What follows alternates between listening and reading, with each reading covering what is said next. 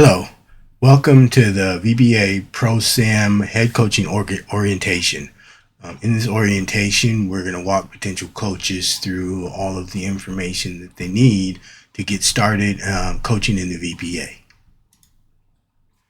In this orientation, some of the subjects that we'll cover are an introduction with the general rules and code of conduct for the league, coaching strategy, how to build an offensive system and use the VBA DNALS, that's the DNA learning system, to develop your coaching plan, develop your offensive system, and use it as a tool for coaching your players. You can also analyze opponents, game footage, in coaching tactics and play calling. All of that will be covered for under the coaching strategy. Team management will show you how to communicate with your team members, setting team goals and expectations, handling conflicts and issues within the team, and recruiting practices. Player development, identifying the strengths and weaknesses of your players, providing individual coaching and training, and helping players to improve and expand their skills and performance.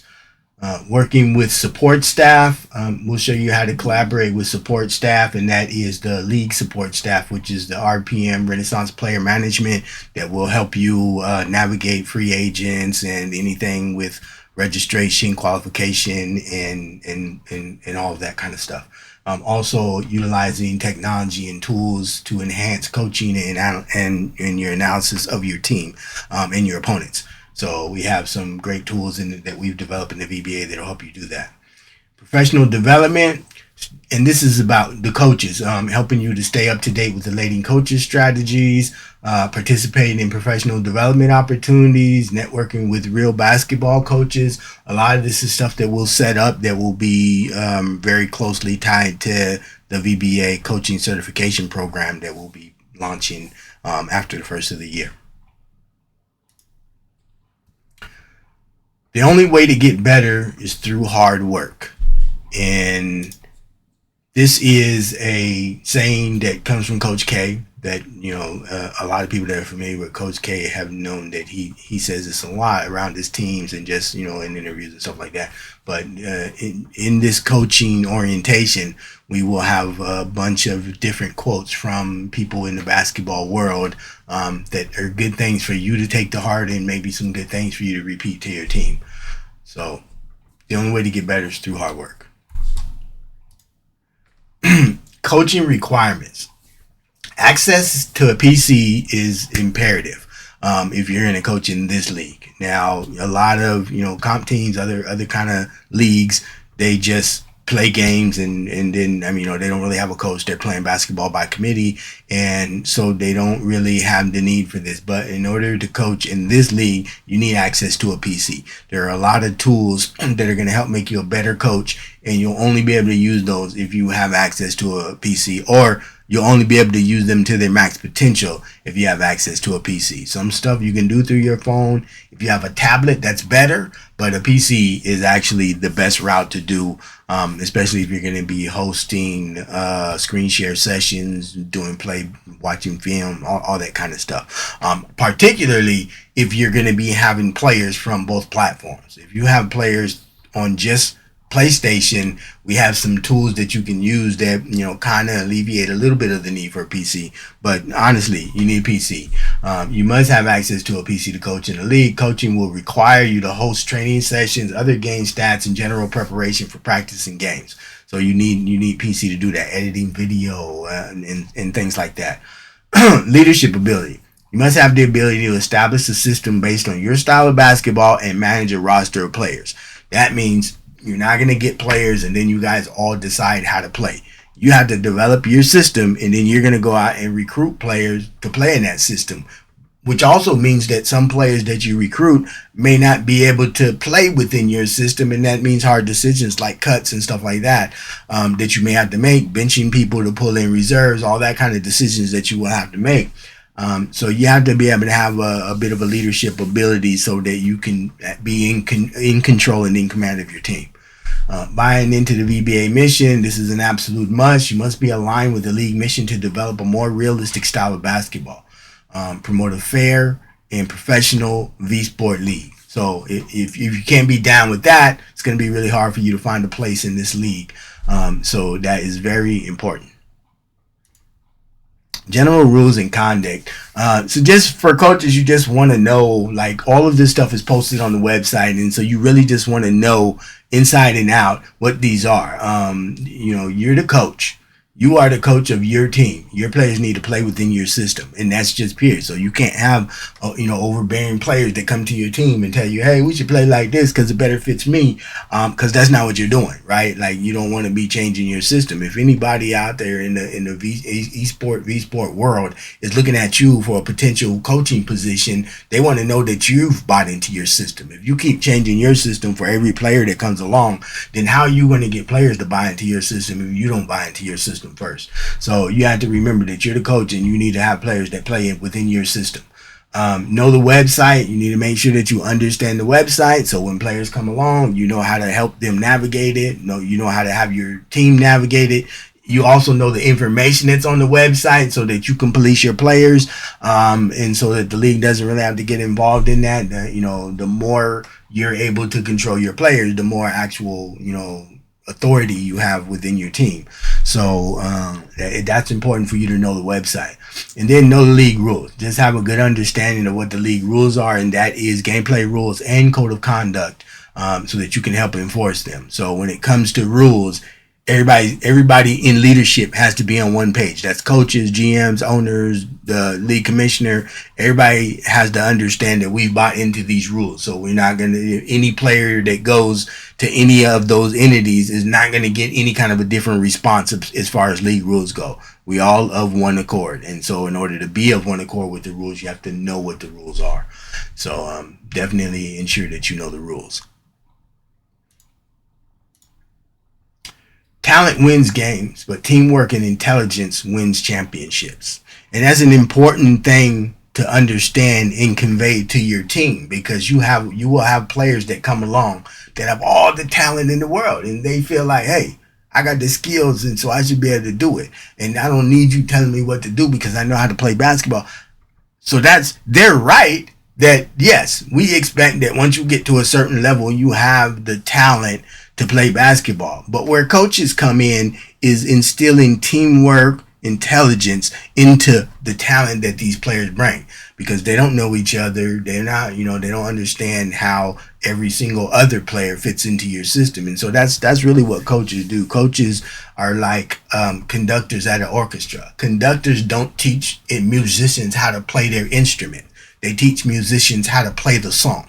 And that's the same thing that coaches do. You don't teach players how to play basketball. You teach players how to come together and play together and win together.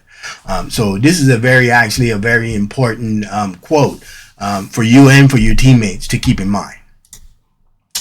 Coaching strategies. So some of the strategies, some of the things that we have in place to help you develop and coach your coaching strategies are building and teaching the offensive system using the DNA LS. And this is it's not any tool that we invented, but it's a tool that we've created from other tools. And it's very powerful. That's a whole separate topic, so I don't really want to get into that in this orientation.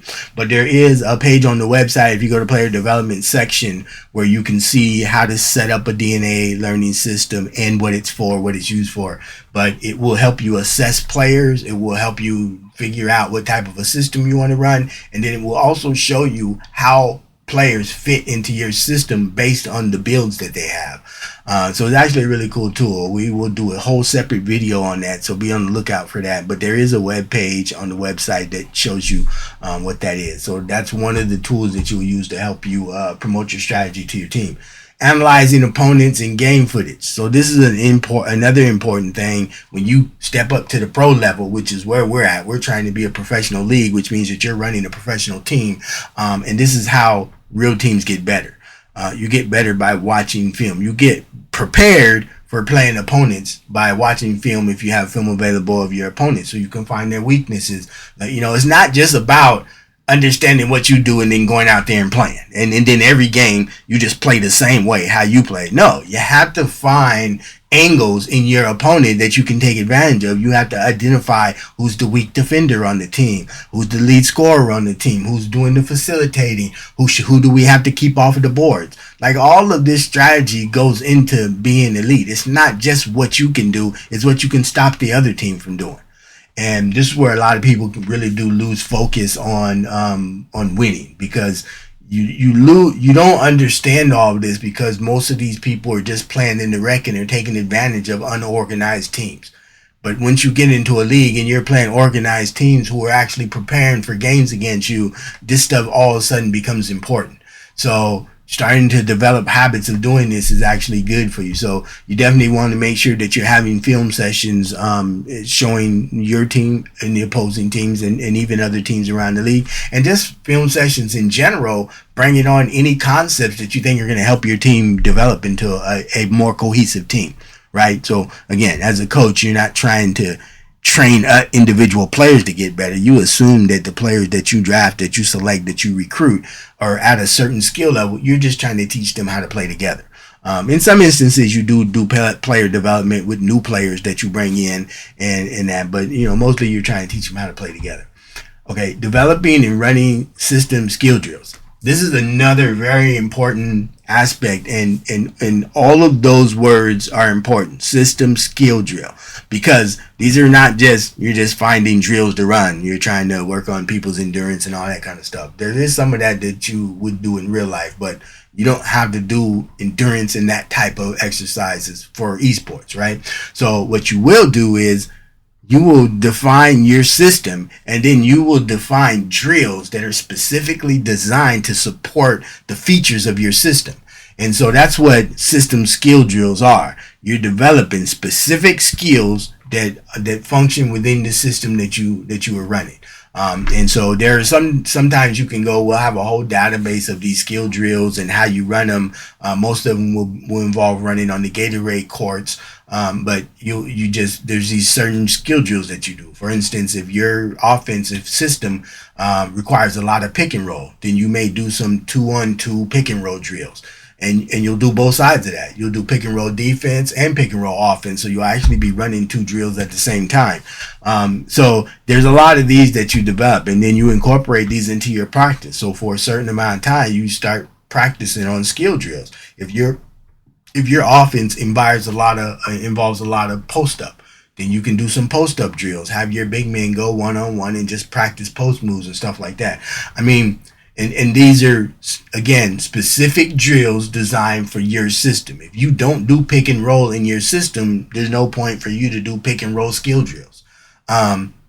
If there's really no system that will never require you to do pick and roll. So I guess it's always good to do that. But for instance, if you're a space team, you run a lot of space and you got a lot of perimeter shooting and stuff going on, you may not do a lot of low post offense, so no need to do low post drills. But you definitely want to define your system so that you can develop some drills that you do with your players, right? Like basketball, you don't learn basketball by playing basketball. You learn basketball by reviewing the film of you playing basketball. You learn basketball by doing skill drills. So there's a difference between playing basketball and learning basketball. Everything doesn't look the same to you when you're playing it as it does when you watch film. That's the whole reason why they watch film, where players are watching themselves that just played, right? If you could learn by just playing, there would be no reason to watch film, because you was just playing it. You was doing it. So you had to remember that's an important part of developing your team, is doing stuff outside of playing games, even in the rec. So again, developing running system drills, analyzing opponents' games, and then using the DNA learning system are all parts of your strategy. There are other things that you can develop and do on your own. You don't have to. It's not all defined by the league, but these are just some of the tools that we give you to help you develop. All right. The best teams have chemistry. They communicate with each other. They sacrifice personal glory for common goals. This is Dean Smith. For people that don't know who Dean Smith was a coach for North Carolina college team. So this is another good quote to just keep in mind is that, you know, some games, in order to advance to like the next level in the playoffs, or in order to win a specific game and advance to a higher tier team, sometimes a lead scorer on a team has to give way to another player on his team that has a better advantage, and that's going to be a easier win or a better overall outcome for your team. And if you don't have players on your team that are willing to do that, if you don't have players on your team that are willing to say, look, whatever my role has to slide back to in order for us to be a better team in this moment against this opponent, that's what I'm willing to do. But, you know, you have some guys that go out there and think that every game they should be allowed to score 30 points. They don't care what other matchups are out there. They don't care about any other dynamics for this particular game. They feel like they always the best person to be scoring. And you just don't want to have people like that on your team, because oftentimes they're not. Or even if they are the elite scorer on the team, and then you get into a game where another team understands that and they're throwing a double or triple team at him, he's got to understand, okay, this game I'm not going to score a lot, so I need to figure out a way to facilitate for my team. And you need those kind of players. And that's exactly what this quote is talking about in sacrificing your personal glory for a common goal, which the common goal of every game is for your team to win, right? That should trump any personal goals that you have. And that includes if you're coming down the stretch of a game and you're 1 point away from a triple double and you guys are 2 points down, but one of your teammates is wide open and has been having a hot game, but you want to get that triple double, like that's all about that, right? And so when you can identify players that their personal goals trump what your team goals are, those are players that their skill set no longer matters because they're not good for your team anymore. So, you know, these kind of quotes are good. They're just words, but they're strong, powerful words if used in context and used correctly. Team management. Managing players, issue resolution, goals, and team building. These are all aspects of how you as a coach will manage your VBA team. Communicating with the team members, managing different mindsets, and remember that there's a certain amount of social work that goes into coaching, right? It's not just all about X and O's. You got to manage egos. You got to manage different personalities. And it's not to say that you got to pacify everybody. They eventually have to come around to your style, to your system, and playing and acting the way you want. But, you know, there might be different approaches that work better with certain players and other approaches that work better with other players. So just identifying how the different mindsets that you have on your team will help you to be able to relate to them and be a better coach to them and all players. Issue resolution, this is basically just handling conflicts and issues within the team. Goal setting, this is just setting goals and then having expectations and metrics along the way so that you can identify whether or not you're progressing towards your goals. Right? It's not just set a goal and do you get there or not. It's like, are you making progress? What kind of things are setting you back? If you have no way of measuring where you're at from start to finish, then you don't know when you get off course. So it's all that. Team building. This is about training the players that you have, doing good recruiting practices, and then, you know, combine scouting is super important. Making sure that you are scouting players to the needs that you have for your team, not just looking at who's scoring the best, you know, points. You might have a guy out there that's scoring 50 points a game, but there's another guy out there who's scoring 20 points a game, but he's also getting 10 assists and he's doing things that really fit your system better than just scores. You know, you can go pretty much find anybody, and if you set them up in the right, you know, with the right plays and the right people around them, just about anybody can give you points. So you really want to look for the guys that can give you the other stuff, play defense, rebounds, all that kind of stuff. So this is important with managing your team because you really are trying to build to an elite franchise, right? You're not trying to throw people together and you're elite right away, because that might not happen, right? Like even if everybody in the league did that, somebody's got to lose games. Somebody's got to be the last place team in the league. No matter how good every team is, somebody's got to be last place. Somebody's got to lose, right? So you can have two teams that are the two best teams on the planet, and when they play, one of them's going to lose, right? So you can't take losing as a failure, because, you know, there are going to be times when you're going to lose, but you're trying to build to something. So you got to be progressively getting better as a team. And that's all you really can ask for from yourself and from your players. This quote from Ray Auerbach: basketball is like war in that offensive weapons are developed first and it always takes a while for the defense to catch up. That's mostly true. It's not always true. Sometimes you just have some elite defenders that put out the effort, because defense is about effort, really, when it comes down to it. That's the biggest factor in whether you're a good defensive player or not, is effort. And if you get a lot of high effort players, you can be a potent defensive team, and then it may take you a while to wrap your head around the X and O's of the offense. So this is not always true, but if you see this developing in your team, just understand, okay, everybody wants to score the ball. We're getting into the swing of it on offense. Defense is just taking a while, because you have to understand other teams. You have to understand other players. And so there is a sense that if you don't have these elite defensive effort players, that your defense will be last to pick up, because everybody will want to be involved in the offensive scoring. But the faster your offense picks up, the faster your defense will pick up, because people that are involved in the offense have a bigger stake in playing defense. And that works vice versa. If I'm not involved in the offense, then I don't have a huge stake in playing defense. And that's just human nature that, you have to address. All right, player development. So this is an interesting one, because we've taken some swings to kind of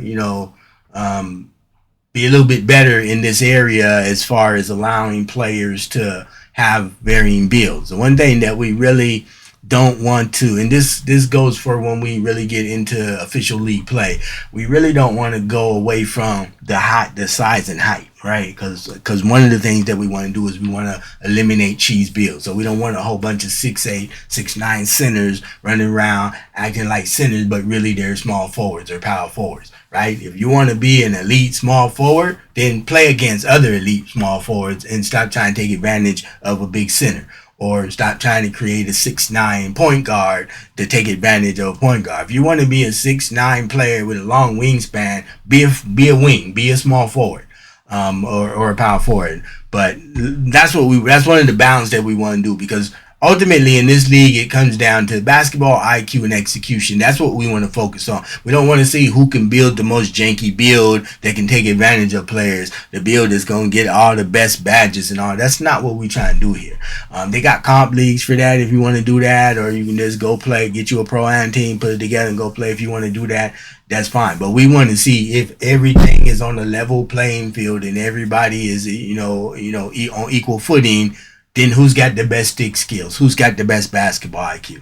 That's what we're trying to see. If you need a glitched out or a weird build to be able to take advantage of other players, then that's not doing. This ain't the league for you, and you don't want players on your team for that. So we will eventually get back to this. Although right now we're kind of being casual on this, so that people can bring the builds that they have. But eventually we will get back to this. So there will be height, weight requirements. Identifying player strengths and weaknesses is one of the things that you'll be doing as far as player development.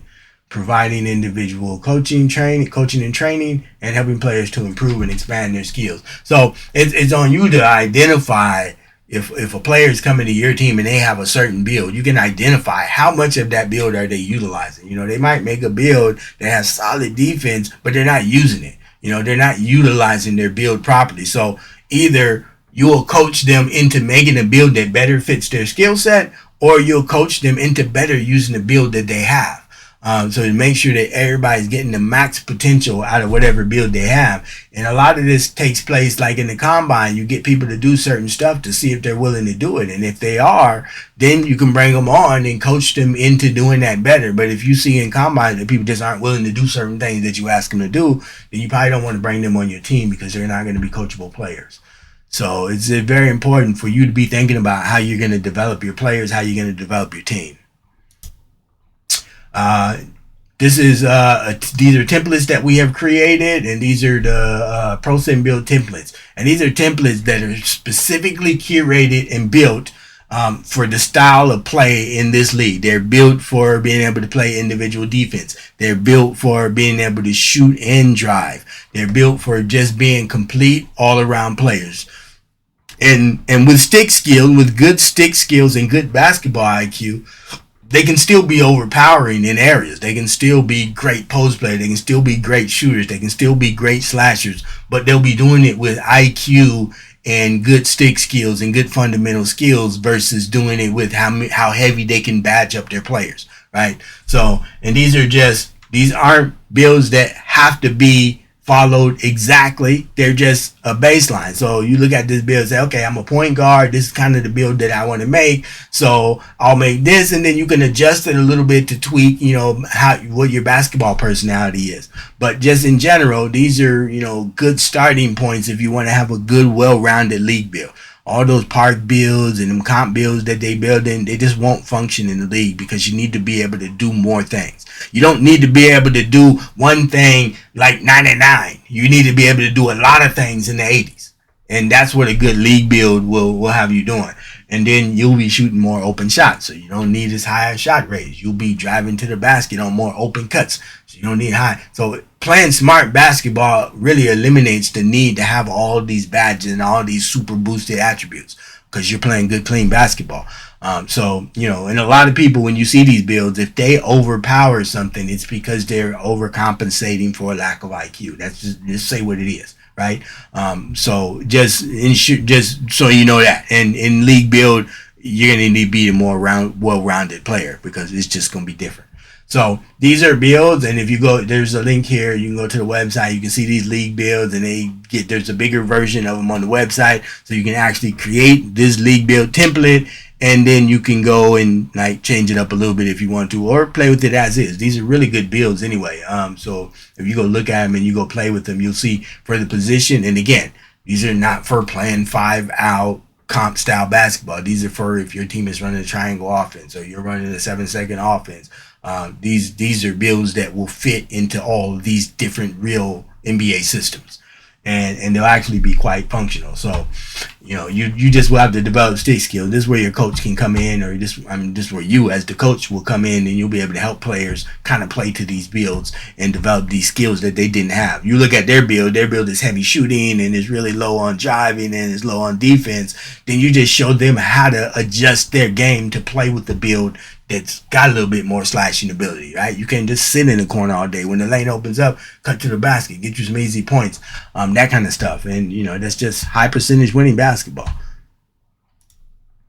Combine evaluation. So we do combines in this league before drafts, and no matter whether we're doing sprints, which are a monthly draft and a monthly tournament, or if we're doing a full-fledged league, which is like the 3 to 6 month full league, either way, we do drafts before that, and before the drafts, we have these combines. And so you do these combines, you can evaluate as many players as you want, and then you can, use the information that you get back from the combine evaluations to select your players. So you got shooting evaluations, defensive evaluations, chemistry evaluations, and then just basketball IQ / coachability. And that's one of the most important ones is that, because anybody who is coachable and has a high basketball IQ, you can coach them to do everything else. But if you got a dude that's not coachable or doesn't have a high basketball IQ, it doesn't matter what you institute in your coaching system, it's going to be hard to get those people to come up. So that's one of the main things that I look for in players is coachability and IQ. Everything else will fall in line because usually coachable players have a willingness to learn and get better. Players that aren't so coachable think they are already doing everything right. So it's hard for you to insert anything from your system into that. So it's just, on you how you deal with that.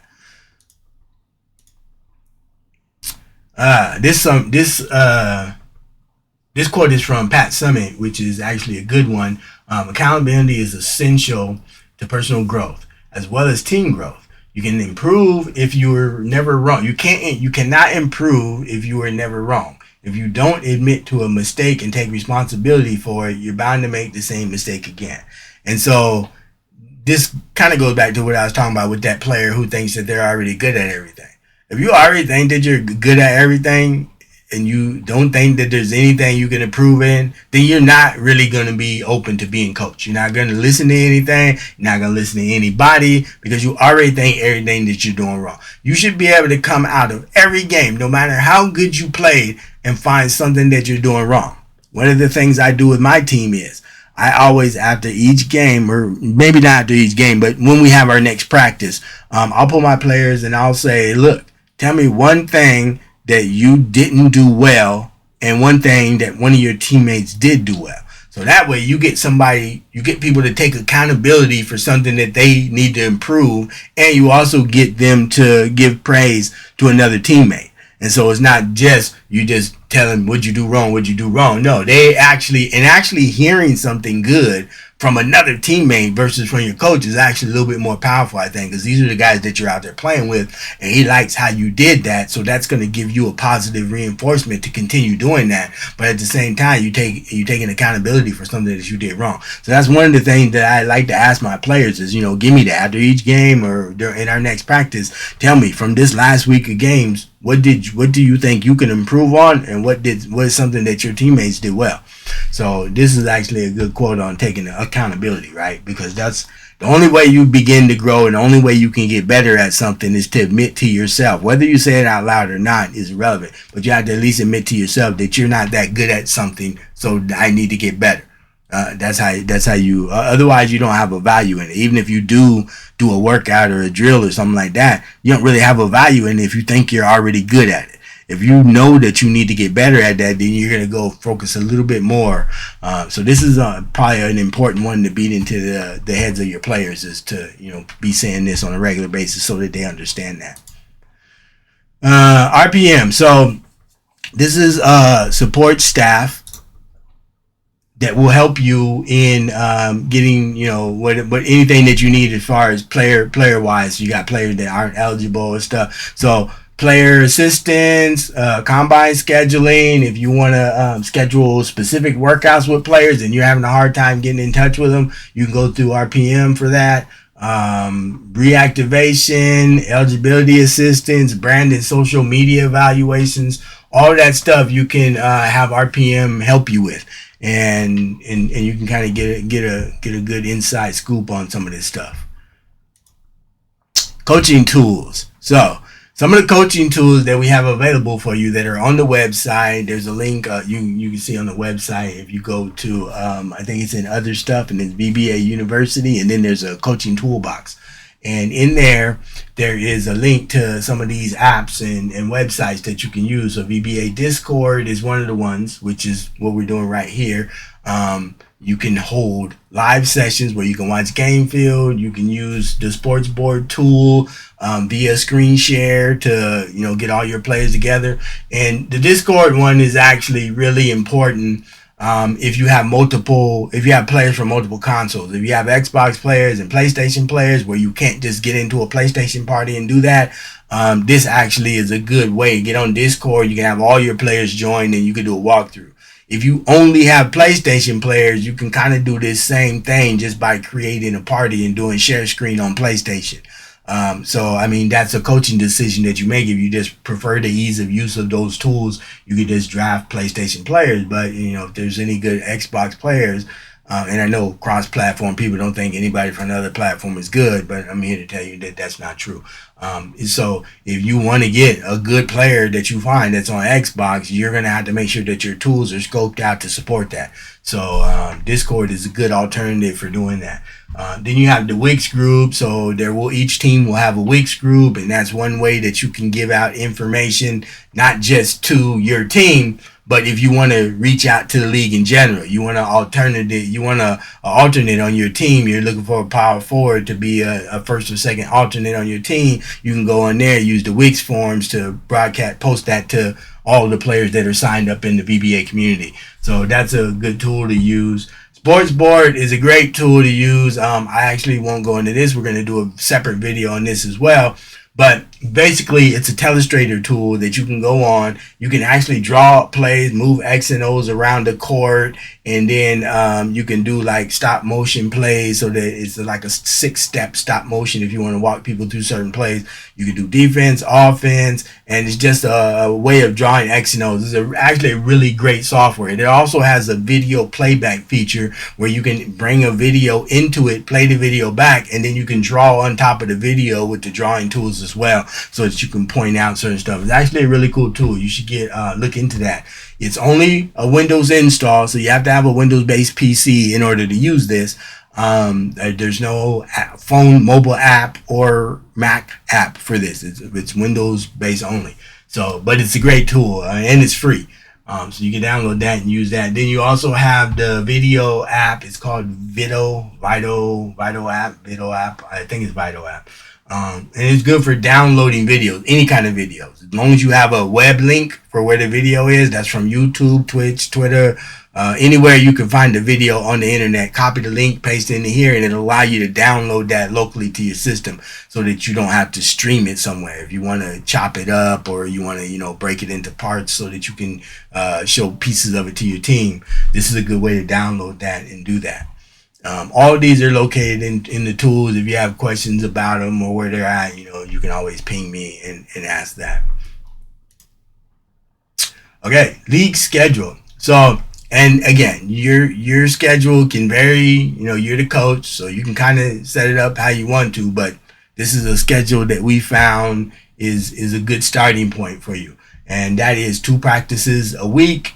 And my practices run either 2 or 3 hours. I usually do 1 hour film session, 1 hour skill drills and training, and then 1 hour of playing like 2 games, either in rec or pro-am, to reinforce the stuff that we've learned. Not just to play, but specifically to reinforce the stuff that we learned from the film session and the skill drill. So you can do either 2 or 3 hour sessions, and then we break those days up because you don't want to overwhelm your players. You want them to be able to kill. If you say, well, we're going to practice every day, well, then you're going to get a lot of players that's going to miss some practices on some days, and you're not going to be able to get full use of your time anyway.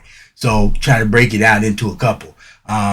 Good thing to try to do an off-court activity so that you can interact with your team. Like, a lot of people don't understand how important this is, but like even in your real job out at work, you have team building events and stuff like that. And this is really important.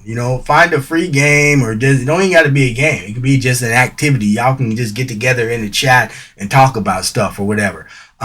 But it should be not basketball related. And then, this is a good way for people to flex other parts of their personality, right? You got an alpha player on your team who's like, lead scorer, and he's, taking all of the air out of the room when you're playing basketball. But in a different environment, if y'all were to like get on and play Rocket League, you might have somebody else that can flex their leadership abilities. And then that will translate back to when they get on the team, the group will be more close knit. So don't wave off the importance of doing this, having a team event one night. And I do it in between the practices, but you can do it on any night, Saturday, Sunday, whatever. I just do it in between because since we don't have practice, and it kind of breaks these 2 practices up. So, set your practices, and, your time is going to be, you want to make it a time that's going to be convenient for players. Remember, you got East Coast, West Coast players. You could just draft West Coast players or East Coast players only so that it makes it easier for you to manage the time. That's another coaching decision that you'll have to decide, at least for as long as you're able to make that decision. Sometimes your GM is going to tell you, no, I want to be able to get players from any course outside of our recruiting zone or whatever. So you need to make your practices at a time that's going to work for both. And that will be a GM or an ownership call sometimes. But as long as you're coaching while the VBA is the de facto GM for your team, you'll have a little bit of flexibility on doing that.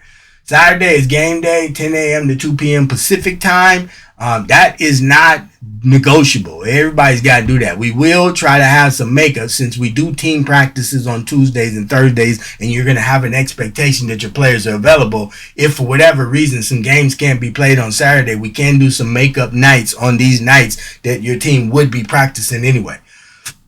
So that will become a possibility. And then Saturday is also, once the games are over, coaches have to put in stats. Now, as a team coach, you can get an assistant that you can get to put in the stats for you. That's completely up to you. But that still leaves you responsible to make sure that they get in there.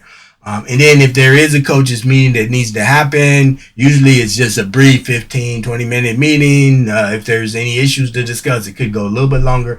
But we try to have a coaches meeting once all the games are played. And then we're ready to move on to the next week. Okay, this is a quote from Kareem Abdul-Jabbar. I think that the good and the great are only separated by the willingness to sacrifice. And that could be sacrificing anything. That could mean you sacrificing as a player some of your points so that the other players on your team can be, involved. That could mean sacrificing some of your Call of Duty time to participate in practices. That could mean sacrificing some of your Rocket League time to watch film. It just means that you're willing to make a sacrifice in order to get better, and that's the thing that separates good players from great players, is that they make that sacrifice. Like, you hear all the stories about how, and not just stories, Kobe even confirmed, like, he just was focused on basketball. Everything else be damn. I'm focused on being elite. And there's varying levels to that. Some people are like, I ain't gonna be that hardcore. I'm making a realistic assessment of my skill set, and so I don't need to be that hardcore. And then some people have the actual skill set to be elite like that, and so those are the people that have to make the decision whether or not to sacrifice. So this is a good quote. Professional development. Okay, so professional development. Take a stake in your own growth as a professional V-Sport head coach. Because remember, this league is not the be-all, end-all. If you're really good in this league and you can find ways to show how you're coaching your team and how you're being an effective coach, you could get picked up to be a really, really high-paid coach in another league, or anything can develop from that. So, if you really want to do this, be a coach, take some stake in your professional development. Staying up to date on the latest coaching strategies, participating in professional development opportunities, networking, and attaining a head coaching certificate from the league, which we'll be having a certificate program that you'll be able to take advantage of. All right, so this is your team organization structure, and this can vary, from team to team a little bit down here at the bottom, but it's, your owner and your GM, then your head coach, and then everybody answers to the head coach. It's pretty straightforward. And we got the VBA core values with the acronym of CHIME, and that is character, heart, IQ, motivation, and effort. These are the core values that we expect from all of our coaches, all of our players, everybody involved with the league. Remember that CHIME. And then we have the most valuable player is the one who makes the most players valuable, right? It's not the player who's the best himself. It's the player that makes your team the best that it can be by making other players better. This is an amazing quote by Peyton Manning, and everybody who's an elite player should take this to heart as far as making their teammates better. And then for registration, these are the steps for getting registered for the league. So you can tell your players, tell your, and any prospects that you have, so that they understand what it means to get registered.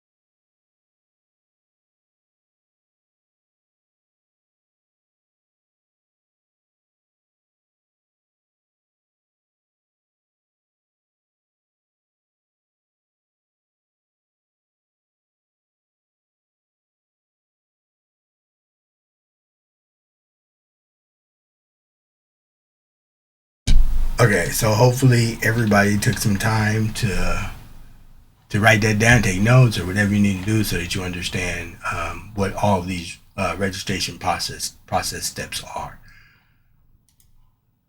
And then finally, here's just a link. Remember, all of our social media, links to all of our social media are at the bottom of each of the web pages, the Twitter, Facebook, all of that.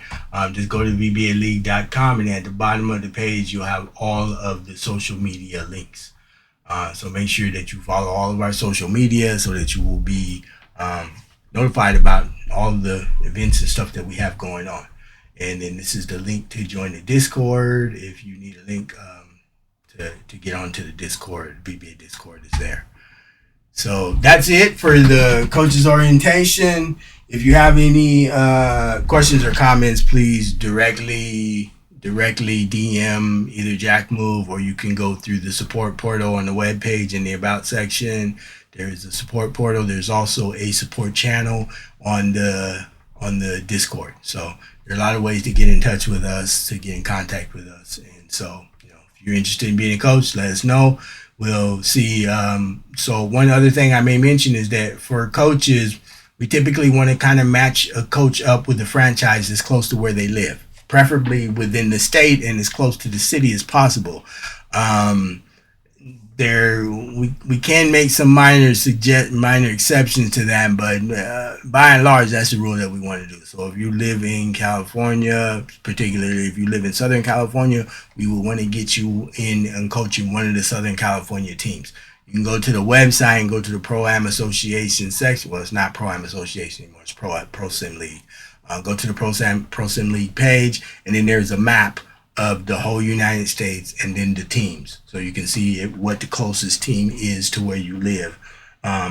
That's not critically important at the moment, but it will be. And when we bring owners in, owners are going to be in specifically located near where the teams are. So that's going to be kind of important. So most likely, if you want to come to the league and be a coach, you're going to be either coaching the team within the area that you live in or close to it.